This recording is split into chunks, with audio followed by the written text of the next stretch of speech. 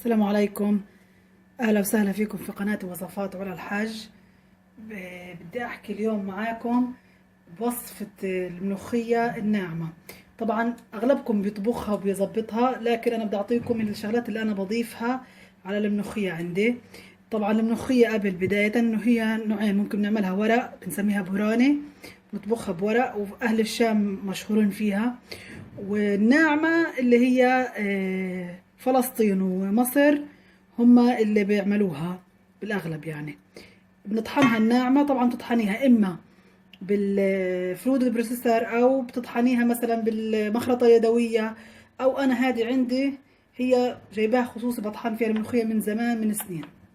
هذه القطعة بطحن الملوخية على مرتين فيها. جربت كل الطرق، جربت بالخلاط وبالفود بروسيسور وجربت بالمخرطة، رجعت لهذه اني اشتغل فيها. يعني بحب افرم فيها، بفرم الملوخية اول مرة وبعدين برجع بفرمها مرة تانية. الان انت يعني يا اما بتستعملي لها بتسلقي لها لحمة او دجاج. احنا بالنسبة لنا اطيب بالدجاج. بسلق الدجاج وبضيف له قرن فلفل وبصلة وحبة بندورة مقشرة وورق غار وهيل ومكعب مرق دجاج بس. هلقيت بعد ما بسلق الدجاج بصفي المرقة تبعته. هي هذه المرقة الصافية معايا، شايفين انا هيك مصفياها، وبخلي كم من حبة هيل بحب اخليها موجودة معها. هلقيت حاخد من المرقة واصير اضيف للملوخية، ما اكترش. اهم اشي من اساسيات نجاح الملوخية تكون كويسة الناعمة، ما تكتريش مية الها اللي هي المرقة. هلقيتها بدي اضيف شوية شوية واورجيكم كيف بكون معايا. الملوخية هي انا ضفت لها المرقة وحركتها بالشبك هذه. الان بدهاش تغلي، مجرد ما تغلي بس غلوتين مش اكتر، ما تغليش الملوخية كتير.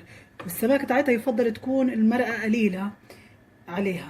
هلقيتها بدي اضيف لها للملوخية عشان تخلي لونها اخضر على راس السكين. هاي هيك شايفين، هذا هيك على راس السكين بضيف لها كربونات اللي هي بكربونات الصوديوم، الكربونة اللي بنستعملها للفلافل. بضيف شوية بتخلي لونها أخضر، بتحافظ على لونها يضل أخضر. وكمان رشة من السكر بس. بخلطها والملوخية ما بتتغطاش، يعني بعد ما تغلي معك وتكون حطيت التقلية إلها ما بتغطيهاش. هيك تمام معايا. التقلية على النار اللي هي عبارة عن تومة بقليها بسمنة، وبضيف لها معلقة صغيرة كزبرة ناشفة للتقلية. هيك بقلي التقلية وبتجهز معايا وبضيفها للملوخية. تغلي الملوخية غلوتين بس وبطفي عليها وما بغطيهاش، وهيك بتكون معايا الملوخية جاهزة. ليش انا خلال المرقة ضفت البندورة؟ عشان البندورة بتمنع المغطى الموجودة في الملوخية. كمان في امكانية انك انت البندورة تطحنيها مثلا على الخلاط مع البصل وتضيفيها مع المرقة عشان تضلها ضايفة طعم طيب في الملوخية. هلقيتها التقلية معايا قربت تجهز عشان اضيفها على الملوخية. طبعا بفضل دايما يعني بدك تطحن الملوخيه بعد ما تكون انت غسلاها تكون منشفاها كتير منيح، افضل الك في الخرط عشان ما تكونش تنزل ميه وبصير لونها غامق. فيفضل انك تكون كتير منشفاها منيح بعد ما تكوني غسلاها. تقلي هيك معايا جهزت، بضيفها بسم الله الرحمن الرحيم.